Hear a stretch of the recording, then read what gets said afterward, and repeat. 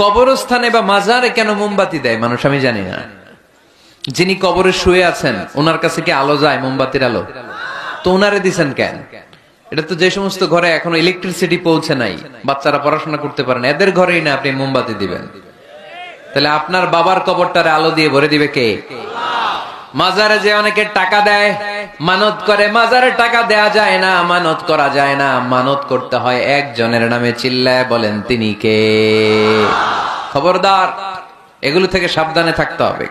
মাজার জিয়ারত করা সুন্নাহ, কবর দেখলেই সালাম দেয়া সুন্নাহ, জিয়ারত করা সুন্নাহ। এর জন্য দোয়া চাইবেন, নিজের জন্য আল্লাহর কাছে দোয়া চাইবেন, এর জন্য দোয়া করবেন, নিজের জন্য দোয়া করবেন। কিন্তু মাজারে পড়ে থাকা লোকটার কাছে কিছু চাওয়া যায়? আল মাইয়িতু ফিল কবর কাল গরীকি ফিল বাহর। সাঁতার না জানা ব্যক্তি সাগরে পড়লে যেরকম অসহায়, কবরে শুয়ে থাকা ব্যক্তিটা তার চেয়েও বেশি অসহায়। সে আপনার জন্য কি করবে? আপনি তার জন্য দোয়া করলে সে কিছু পাবে।